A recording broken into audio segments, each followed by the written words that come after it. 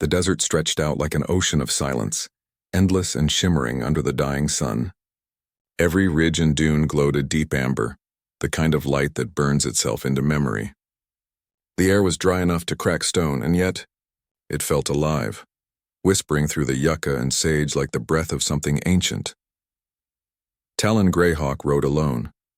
He was a tall man, wrapped in dust and quiet. His horse, a black Mustang with white streaks across its mane, moved slow and steady, hooves sinking into the sand with a dull thud. Talon didn't rush anymore. Men who've survived too many wars learn that time, like the desert, can't be beaten, only endured. The road behind him was nothing but wind and ghosts. Once he had ridden with the 7th Cavalry, a scout for men who didn't trust him but needed his eyes. He had seen things that clawed at the soul, the burning of villages, the cries of mothers, the slow death of a people who called this land home. When the fighting ended, they gave him a medal and a handshake. He threw both into the Rio Grande and never looked back. Now he was heading north, though he couldn't say why. Maybe to find peace, or maybe just to keep from turning into stone. As twilight crept across the sand, he saw a flicker, a dim light trembling in the distance. It was the glow of lanterns maybe 2 miles out, a town, or what was left of one. He'd passed through enough ghost towns to know the look of places that used to believe in themselves. Still, the promise of water and whiskey pulled him forward. The closer he rode, the clearer the sound of music became. A slow piano, out of tune but stubbornly alive. Laughter too, though it was thin, tired, the kind of laughter that holds off sorrow for just one more night. The sign swinging over the saloon door read, "The Dusty Star." One lantern hung crookedly above it, fighting to stay lit against the desert wind. Talon dismounted, patting his horse's neck. "Stay close," he muttered. The Mustang snorted, lowering its head to the sand. Inside, the smell of whiskey and cigar smoke wrapped around him like an old blanket. Conversations fell silent as he entered. Every saloon had its own kind of hush, the kind that meant everyone was pretending not to stare. He walked to the bar and set down a few coins. "Whiskey," he said. The bartender, a heavy man with red suspenders and a missing tooth, nodded wordlessly. He poured without asking questions. Talon took a long drink, feeling the burn slide down his throat.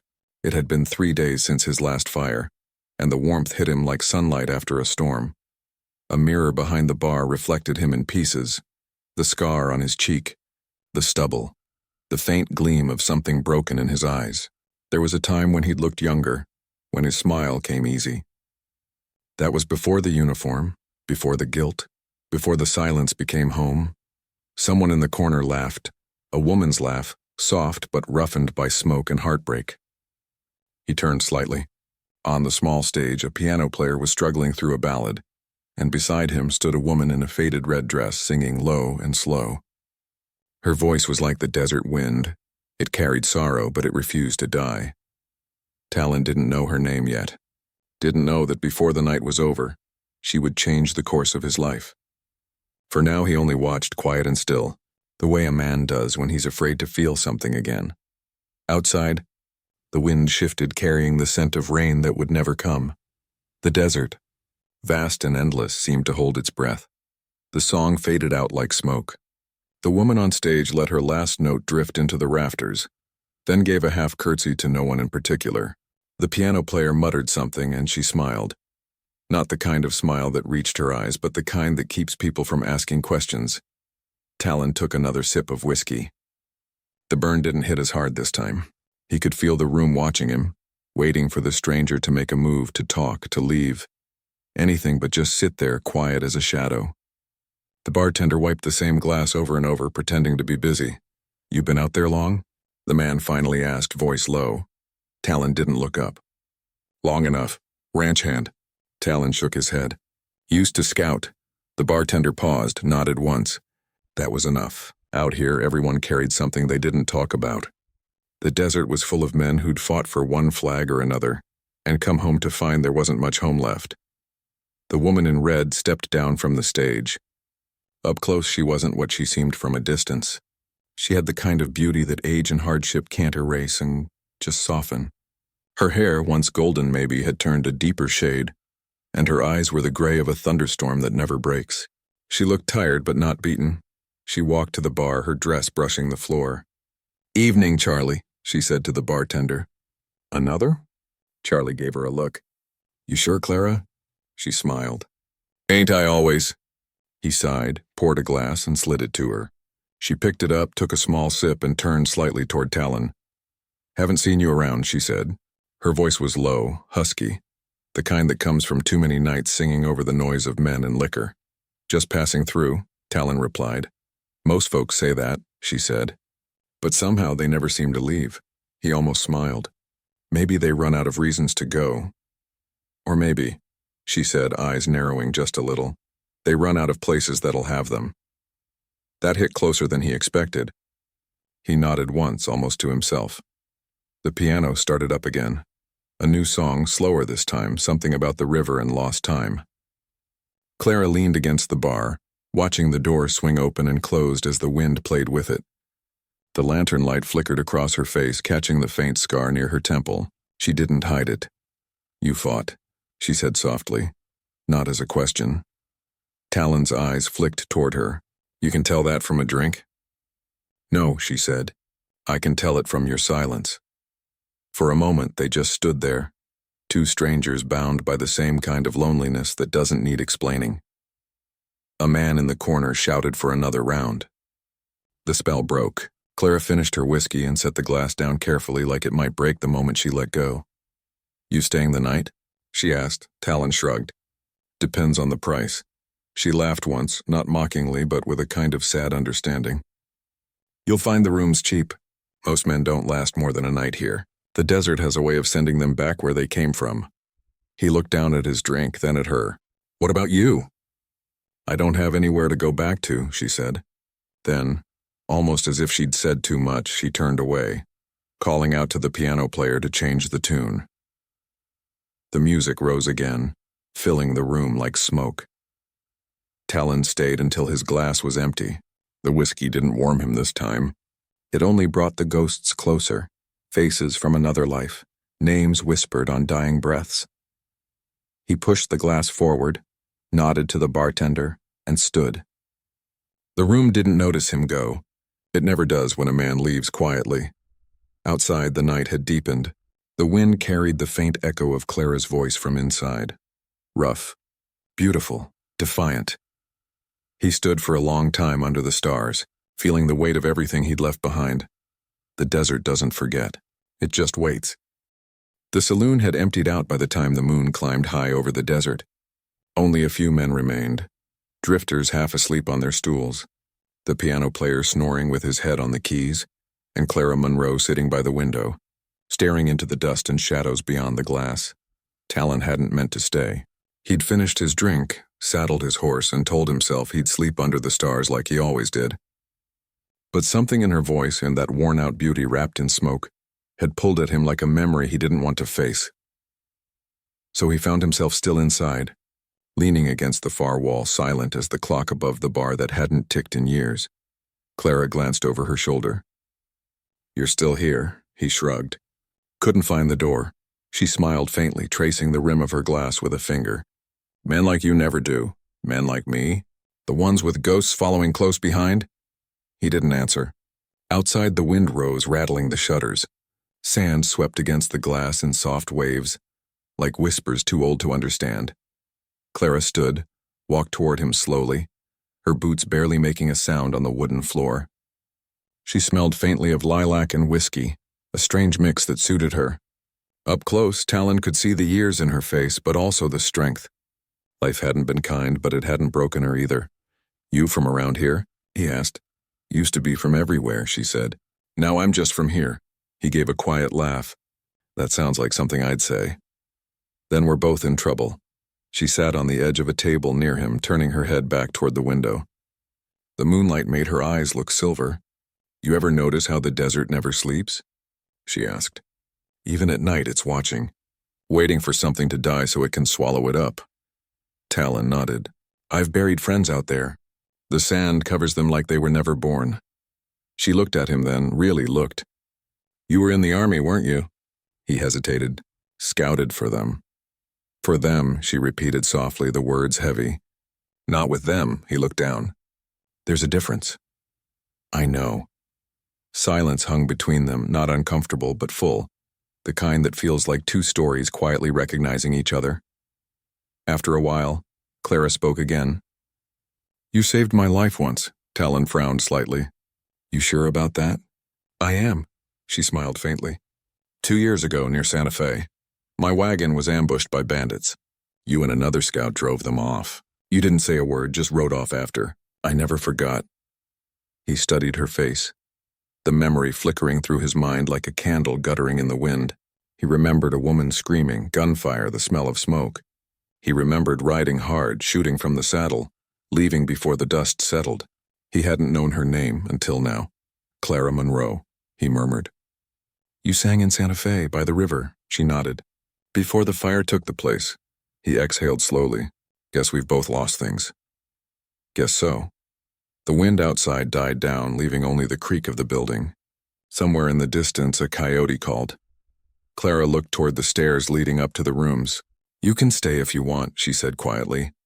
You don't owe me anything, just company for a little while. He hesitated.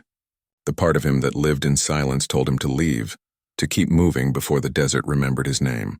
But another part, smaller, human, desperate, told him that maybe, just this once, he didn't have to run. He nodded. All right, she stood, her shadow stretching across the floor, and for a moment, she looked like someone from another life. The kind of woman men write songs about and never see again. As she turned toward the stairs, Talon followed, the sound of their boots echoing softly in the quiet saloon. Outside, the wind picked up once more, carrying the faint scent of rain and memory. The desert, watching as always, whispered to itself, as if it knew something was about to change. The upstairs hallway smelled faintly of tobacco, old wood, and faded perfume, the kind that lingers after years of small heartbreaks. Clara led the way, a single lantern in her hand casting golden circles on the walls. Her steps were slow, measured like she was walking through the past instead of the present. The room she stopped at was small, a bed, a wash basin, a cracked mirror, and a window that looked out over the empty desert. The curtains fluttered slightly in the wind. It wasn't much, but it was clean and it was hers. Talon stood by the doorway uncertain. The desert had given him many things, pain, silence, survival, but never warmth. He wasn't sure what to do with it now that it was offered. You can sit, Clara said softly. You look like you've been standing for a lifetime. He managed a quiet smile, removed his hat and sat on the edge of the bed. His eyes wandered to a small guitar leaning against the wall. It was worn, the strings dull, the body scratched, but cared for. You still play? He asked. Sometimes, she said. When the nights get too loud. She walked over to it, ran her fingers across the neck, and lifted it gently. For a long moment, she just stood there, head tilted, listening to the sound of the wind pushing against the glass. Then she began to play. Soft, slow, a melody that seemed older than either of them. Talon froze. The notes were familiar. So was the rhythm. That song, he whispered. She looked up, surprised. You know it? He nodded slowly. My mother used to sing it. An old Apache lullaby. Haven't heard it in years. Clara smiled faintly, her fingers still moving. You taught it to me once. Back near Santa Fe, I only remembered pieces, but it stayed. Her voice came next, low, trembling, but full of feeling. She didn't sing all the words, just fragments. Under the moon, the spirit walks home. Where the heart was left, the soul will roam.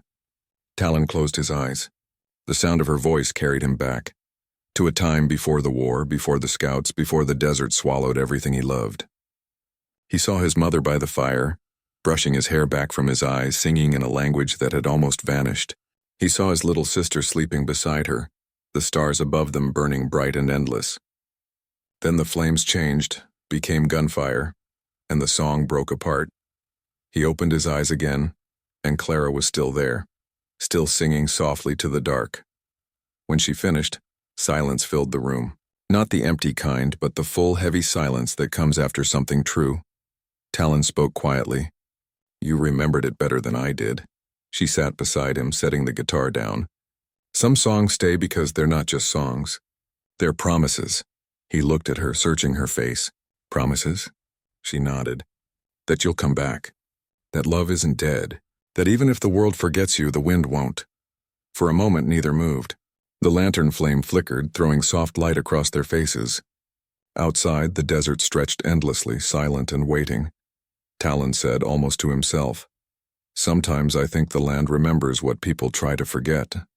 Clara turned her gaze toward the window. "Then maybe it remembers us too." He followed her look. The moon hung low and wide over the dunes, silvering everything it touched. A lone coyote cried somewhere in the dark. Without thinking, he reached for her hand. It was warm, steady, alive. She didn't pull away, the past, the pain, the ghosts.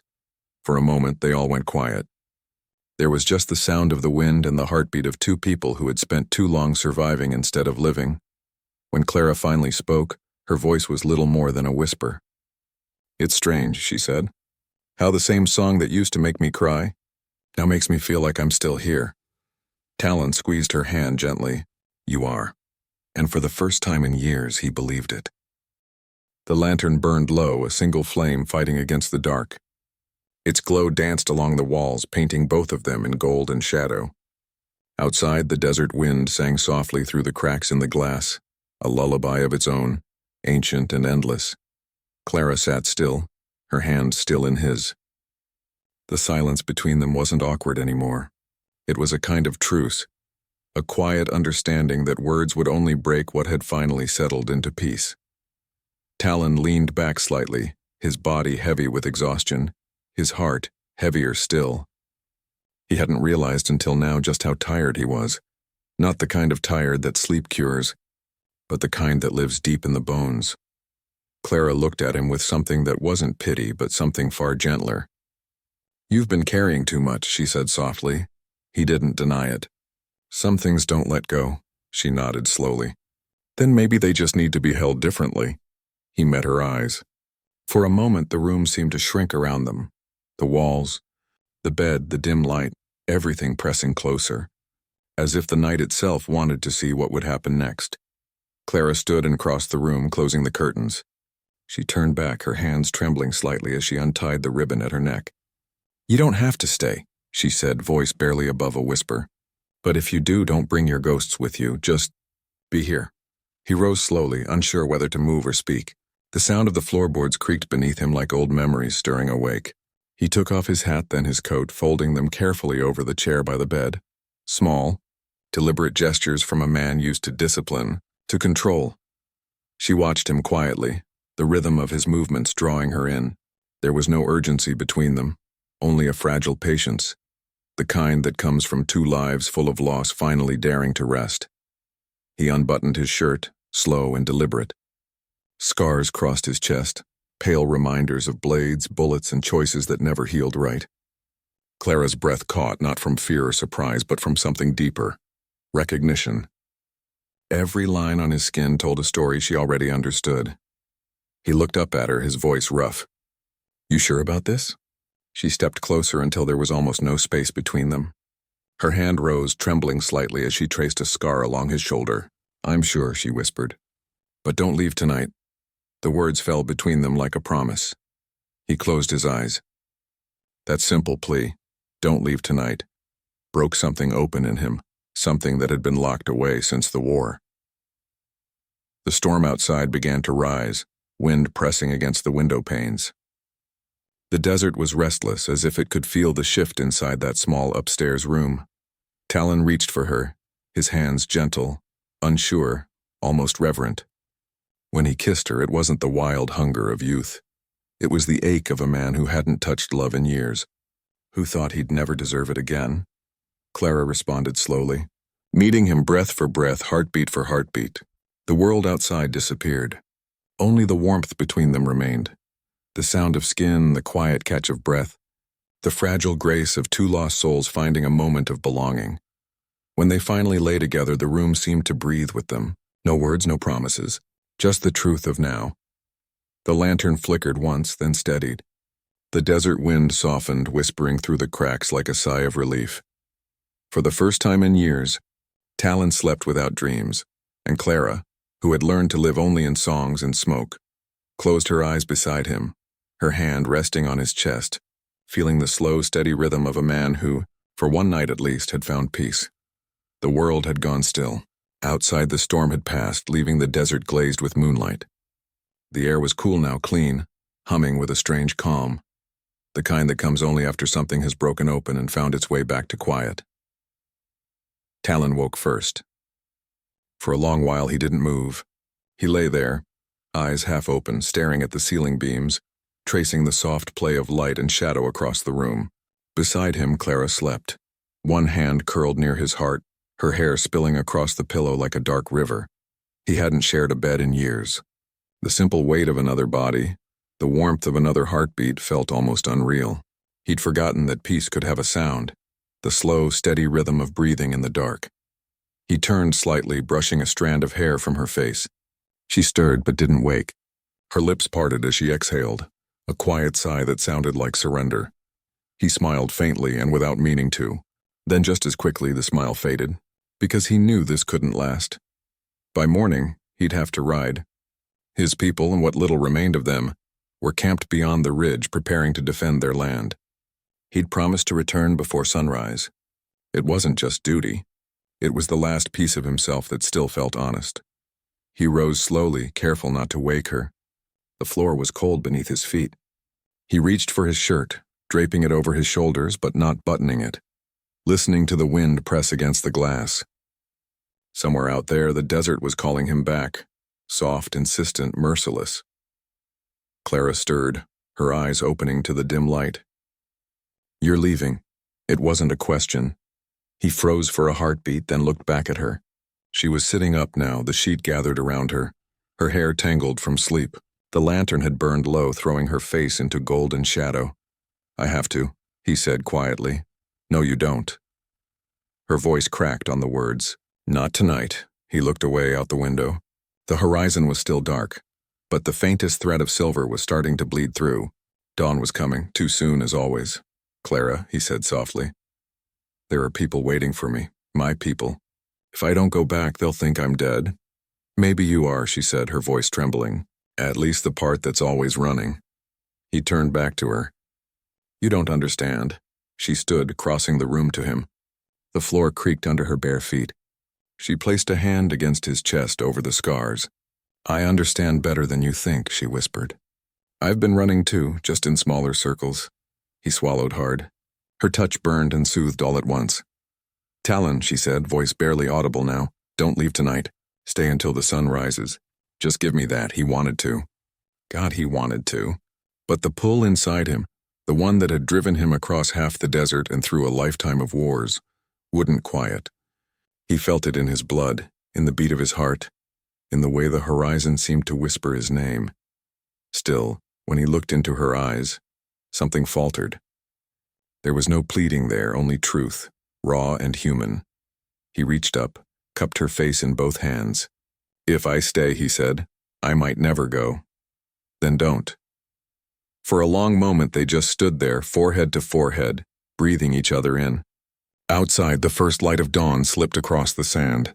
Soft and cold, finally he kissed her, slow, deep, the kind of kiss that carries everything words can't. When he pulled back, she whispered again, almost to herself this time, "Don't leave tonight." He didn't answer. He just held her until the light touched the window and the world outside turned pale and silent again. Dawn came quiet, soft as breath. The sky was still more gray than gold, the kind of morning that felt unsure of itself, caught between night and day. Life and what follows. Talon sat by the window, half-dressed, boots beside him, his rifle leaning against the wall. He'd been awake for an hour, watching the desert shift from shadow to light. The wind had gone still. Even the sand seemed to hold its breath. Behind him, Clara stirred beneath the blanket. For a moment, he let himself just listen. The rustle of fabric, the soft sigh as she turned. He could still smell her on his skin. Tobacco, lilac, a trace of whiskey. "You're still here," she said, her voice thick with sleep. He turned, offering a faint smile. "For now." She sat up slowly, pulling the blanket around her shoulders. The light caught her hair, and for an instant she looked almost young. The years, the nights, the sorrow all falling away. "You didn't have to stay," she said. He shook his head. "You asked me not to leave." So I didn't. Her smile was small, trembling at the edges. Most men would have gone anyway. Most men don't listen to ghosts. She tilted her head. Ghosts? He looked back out the window. The ones we carry. The ones that whisper when we think we're free. She rose from the bed, crossed the room, and stood behind him. Her hands came to rest on his shoulders and warm, steady. Maybe you don't have to listen anymore, she said softly. Maybe they've had enough of your time. He reached up, covered her hand with his. If I stop listening, I stop remembering. Clara leaned down, pressing her cheek against his temple. Then remember me instead. He turned then, looking at her fully. For a moment, the world seemed smaller, the kind of stillness that feels holy. He rose, closing the space between them, and kissed her. It wasn't hurried this time, nor desperate. It was slow, certain, a promise without words. When they broke apart, she whispered, "What will you do now?" "Ride home," he said. "If there's still a home left to ride to." She nodded, though her throat tightened. "You could stay. There's work in town. A place for you." He smiled faintly. "I wouldn't know what to do with peace." Clara's eyes shimmered. "You'd learn." He reached for his coat, slipping it on, the leather creaking softly. "Maybe in another life." She turned away, walking to the small table by the bed. From the drawer, she took out a red ribbon, the same one she'd worn around her neck the night before. She held it out to him. "Then take this," she said, "so you don't forget this life." He hesitated, then accepted it, wrapping it once around his wrist. The silk was soft, almost weightless, but it felt heavier than any metal he'd ever worn. Outside, the first sun crested the dunes, spilling gold over the sand. The desert lit up in silence, alive and endless. Clara turned to the window. "The fire's starting," she said quietly. Talon followed her gaze.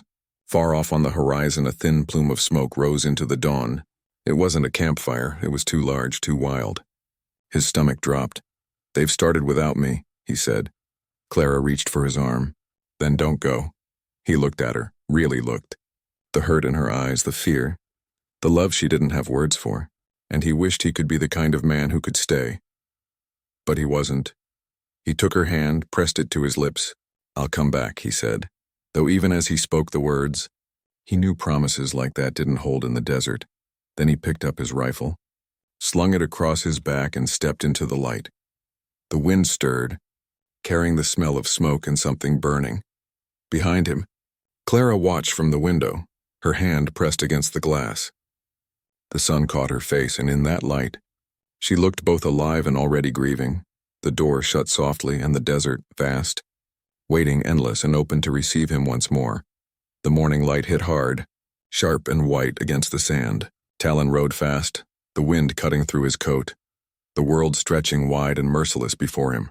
Every hoofbeat echoed like a heartbeat against the earth, steady, relentless, inevitable. He didn't look back. He couldn't. Behind him, the dusty star grew smaller until it disappeared into the shimmering horizon. The smell of Clara's perfume still clung to his shirt, faint but insistent, a ghost that refused to fade.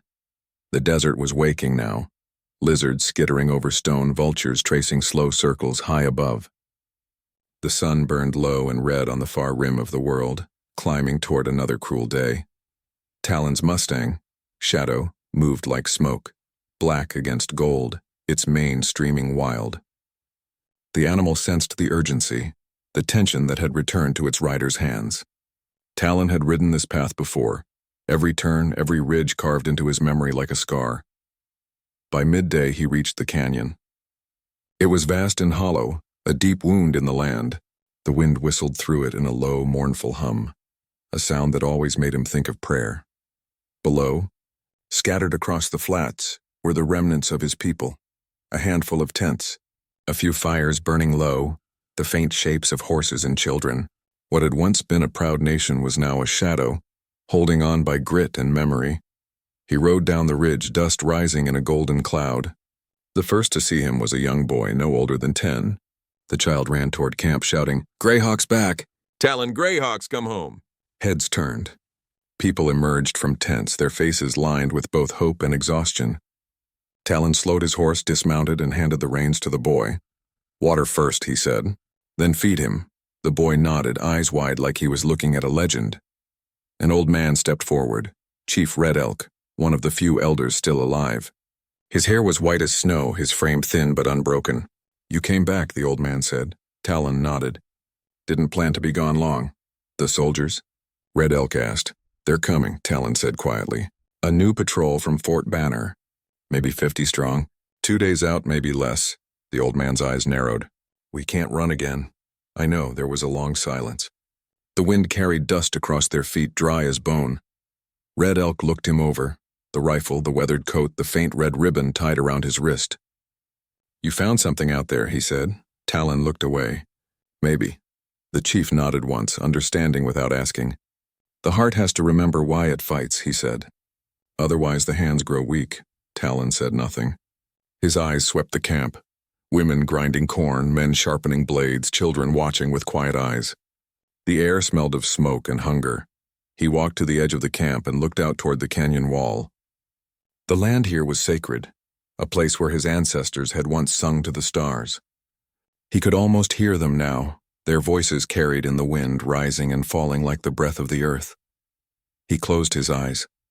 Clara's voice came to him then, clear and soft. "Don't leave tonight."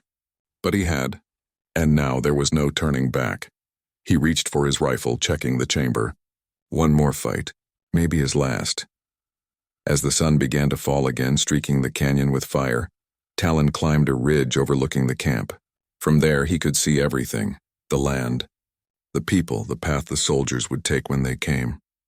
He sat there in silence, the red ribbon fluttering in the dry wind, the color bright against the dust. When night came, he didn't sleep. He watched the stars, sharp, infinite, cold, and thought of her song. Somewhere beyond the dunes, Clara Monroe was singing again, and the canyon listened.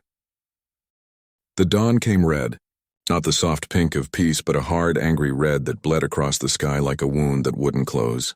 The air was dry and sharp, humming with that eerie quiet the land takes before it breaks. Talon stood at the canyon's edge, rifle slung across his shoulder, eyes fixed on the far horizon. The first thin line of dust was already rising. Soldiers on horseback, 50 maybe more, glinting faintly in the newborn light. He'd seen too many mornings like this. The rhythm never changed, the calm, the approach, the fire, the silence. But this time felt different, heavier, sacred somehow. There were no reinforcements coming, no promised salvation. Only what stood here, what remained. Red Elk approached, leaning on his staff. His breath came hard, but his voice was steady. "They ride to take the canyon." "They won't," Talon said. The old man looked at him, the desert wind pulling at his hair. "You sound certain?" "I am," Red Elk nodded. He understood certainty, the kind that isn't hope but resolve. "Then today, we meet our ancestors as warriors." He turned, calling out in Apache, his voice echoing down through the camp. Men rose from the ground, faces painted in ochre and ash. Women carried water to the fires, hands shaking but eyes fierce. Even the children moved with quiet purpose, gathering stones, tending to the horses. The soldiers drew closer. The sound of hoofbeats rolled like thunder over the canyon floor. Talon checked his rifle, loading each round with practiced precision. His hands were steady, but inside something ached, a soft, persistent pull toward the woman he'd left behind. He could still hear her voice, that trembling whisper, "Don't leave tonight." He smiled faintly, a sad, almost boyish smile. "Guess I didn't listen," he murmured. The first shot came from the ridge, a warning, a call to arms. Dust exploded near the soldiers and the world erupted. Gunfire echoed across the canyon, sharp and relentless. The air filled with smoke, shouts, the metallic scent of blood and dust mingling into one. Talon moved like a shadow, firing, reloading, ducking behind stone. He didn't think, didn't feel. Every breath, every motion was instinct. A bullet tore through the sleeve of his coat. Another grazed his leg. He barely noticed. Around him, his people fought like the land itself had risen up. Fierce, silent, unyielding. Then came the fire. The soldiers had brought torches, throwing them toward the tents, toward the heart of the camp. Flames leapt up, bright against the morning, devouring what little was left of their world. Talon turned, saw a young boy, the same one who'd taken his horse, trapped between the blaze and the cliff wall.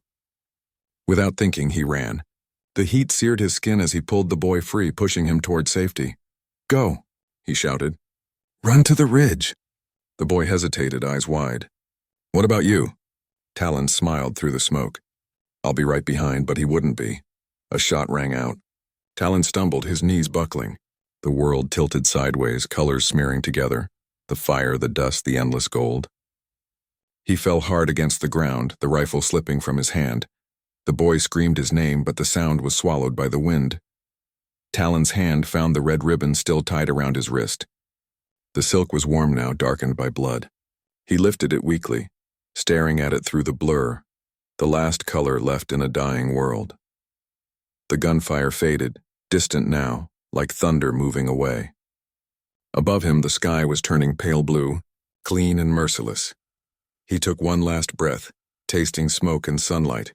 In his mind, he saw her, Clara, standing by the window, her hand pressed to the glass, her lips forming the words he hadn't listened to. "Don't leave tonight." He smiled again, softer this time.